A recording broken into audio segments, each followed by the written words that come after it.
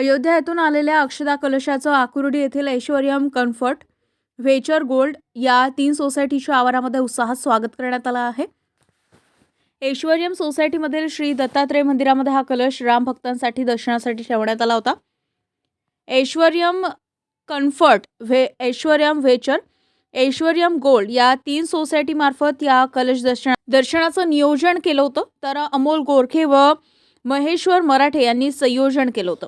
यावेळी अनिल शेट्टे, अभिषेक गोयल, देवेश मिलिंद, विनोद टिपरे, अमित बाबर, निलेश जाधव, शिल्पा पवार, बिंदा काळे, सृष्टी पंकज ताले उपस्थित होते. जवळपास 700 नागरिकांनी कलशाचं दर्शन घेतलेलं आहे.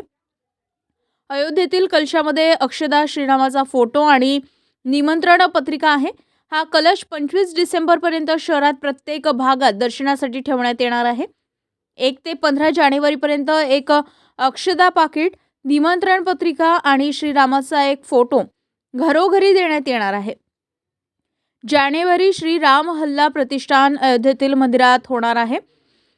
तरी या दिवशी राम भक्तांनी आपापल्या परीनं श्रीरामांची मूर्ती किंवा फोटो समोर पहाटेपासून हरिनाम भजन कीर्तन करावं असं आवाहन अमित गोरखे व अनुराधा गोरखे यांनी केलंय.